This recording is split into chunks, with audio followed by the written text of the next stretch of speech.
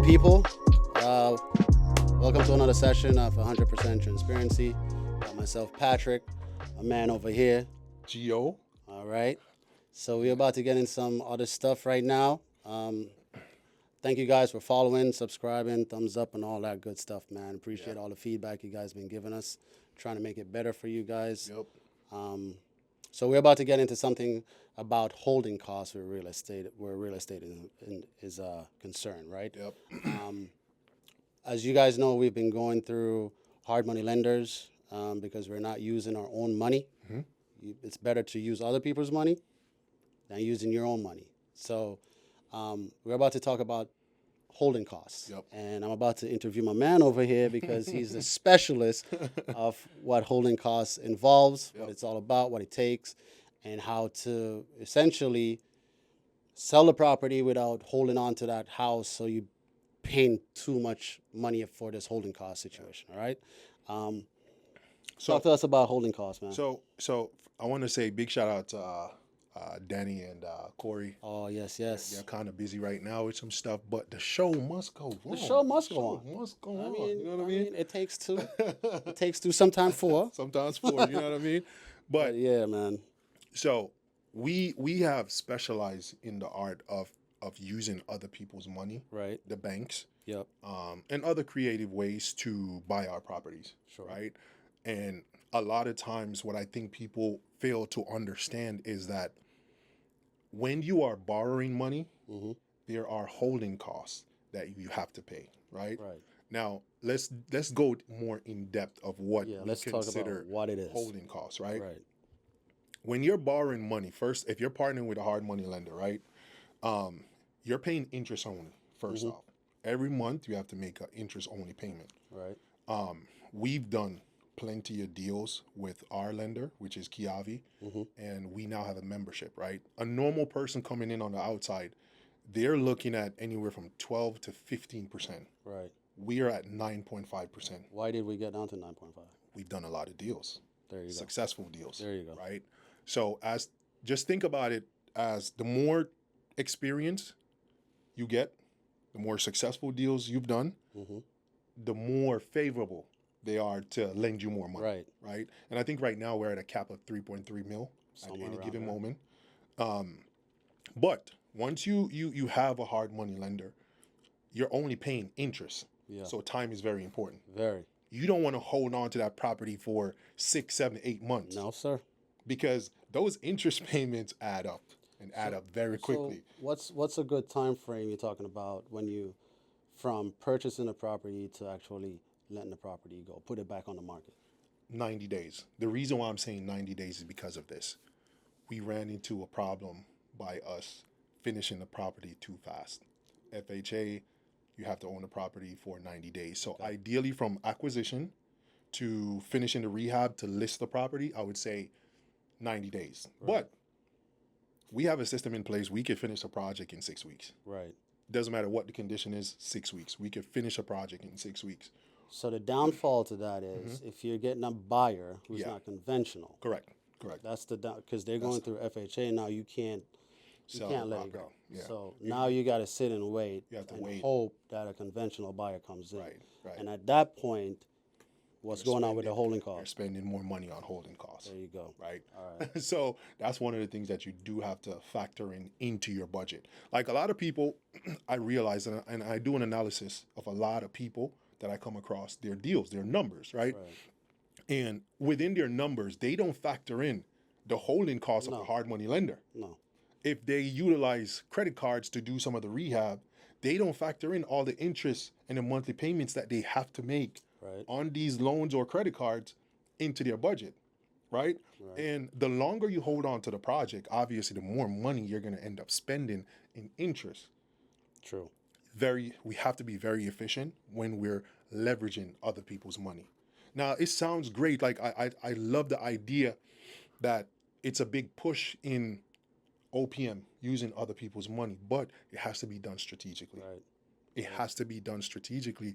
You cannot sit down in a property 7, 8, 9 months, right, with the hopes of let's just be every 100,000. that you're utilizing from a hard money lender, that's about $1,200 a month. Roughly. 10 months, that's already, you see what I'm saying? Yeah. And that's just the holding cost. That's We're not just, talking about that's your other just, credit that's card just, yeah, payments and all that's that other just stuff. from the hard money. Right. Now, when you factor in closing costs, right? You're factoring now title fees, Yeah. right? Commission fees from both agents, agent, yeah. right? Both agents, and also insurance. Yeah. What if that particular person also asks for a seller concession? All of these fees, property tax, these are all things that you have to factor in. And I've analyzed deals where by the time they get to the closing table, they're in the red. At first, it seemed great. Right. But when all of these factors, when you plug in all of these numbers, by the time you get to you may get a wire come to your account of a couple, like say 5,000-6,000. But when you factor in everything else, you're in a deficit, my friend. And unfortunately, I can't speak for anyone else, but I'm not doing this to be in a deficit. So being that we're 100% transparent with everything that we do, right? Have Next Level or Give Group Right. gone through a situation where we got stuck with paying a shit ton of holding costs? No, Okay. no. We did have one project in which the spread was enough. Okay. We had a big enough spread on the project itself, right? So I think what happened, that project had so much issues going on, Okay. unforeseen issues. And that's what I wanted to get at. That's what I wanted to get at. Things that came up. Right. But here's the thing. It's four of us, right? And because of that, we make sure the spread on our project makes sense. It has to. For worst case scenario. Right. And this is where, again, we always highlight Jamie. Jamie give us the worst case scenario on every project. Before we even acquire the property, we get the worst case scenario. It's best that way. So you're working with the worst case versus what could be great, right? So you're working with this, let's say, slimmer of a profit, but eventually the profit is wide, but you're just working with this so you can contain yourself and know that, okay, we need to get shit going, right? Yeah. And what are the things that happen in the situation where, yes, the spread was big enough to deal with the holding costs, but what were the things that came up? Because people need to know that, like we said, things can come up, but what were the things that came up in that situation? So, one, we needed to change the furnace and the AC. Okay. That we did not. We had no idea. We had no idea. And towards the ending of the project, we got slammed with like a $8,500 bill out of nowhere, right? The property had additional leak that we did not even expect. Didn't even know. We had no clue. Right. And we did an inspection. House was done. Right. The house was done in the time frame that it was supposed to be done. 100%. And we were on track. And these additional things came up. And then all these things came up. These additional things came up. So always have a contingency. Always have to make sure on your rehab budget, you have to have some type of contingency, because if you just calculate what problems you visually see, unforeseen problems are going to come up. So you have to have a contingency in place just in case this happens. Now, if it doesn't, great. More money in our pocket. But I truly believe that you need to make sure, non-negotiable, have a contingency. So that was one of the things that, and this is where learning, again, is very important, right? This is a recent law, from my understanding, in Cleveland, where if the AC and the furnace is a certain age, you have to change it out. Yep. You have to change it out. So investors in Cleveland, please make sure you pay attention to the AC and the furnace when you're purchasing. Was it the law that came out is after a certain year that they have to change all that shit out? Yep. Okay. Yep. So we ran into that, and we had that happen on two houses back to back. Yeah. Like back to back. Yeah. It happened on two homes back to back. So in essence, we spent, I think it was with fees and everything, we came out of pocket close to 19,000. Close to 20. Yeah, it's close to about 20,000 out of nowhere. Yeah. Back to back. But it's something that we learned, and again, we had a good enough spread on those projects where, regardless of what, it wasn't that major of a pullback for us. because again, we have to make sure we're safe because we're using leverage. Right. Right. And if you are using leverage and you're not using leverage the right way, you are one deal away from the end of your career in real estate, especially when you're using leverage. I also wanted to touch on, again, with the holding cost situation, we talk about it's the interest only payment that you're doing every month. Now, when you're dealing with a hard money lender, Right. right, it's broken up into time frames of how far you're gone into the property with the work. Okay. And you can go to your hard money lender and say, hey, we've done this. Right. We need money. Okay. Right? Does that factor into your holding costs? You should factor it into your holding cost because you have a purchase price, right? Right. Your purchase price is what you're acquiring the property for, Right. right? So now you have a rehab budget. Right. I think almost all hard money lenders at this point, they cover 100% of your rehab. Yeah. But most of the time you have to complete itemized list Right. or scope of work. Once it's done, you submit a request, they allocate the funds to you, right? Right. And every time you do a draw, Okay. that interest only increase. That's what I'm saying. Your interest only increase every single time. Right. So let's say your first monthly payment before you pull any funds from your rehab is $2,000, and you pull 30 grand. Your payment may increase to about 2,700 Right. on the next month. Right. So this is why we have to make sure we stick within our guidelines and our time frames to get this project done as soon as possible because we're using leverage. Right. So these holding costs will cost us in the long run, but up front it may seem like everything is all good. fine and dandy. Right. But when those final numbers come in, it won't look so great. You're cutting into your profit. Big time. Big time. Someone has recently sent me a deal, right? The deal came to me. The profit on the back end was about just off this is what he calculated, right? The acquisition, the rehab, and that's it. Right. And that profit was about 17,000. So then when I say, okay, so let's factor in I'm sorry, what now? 2.5 or 3%, right? 2.5, 3% times 2. Right.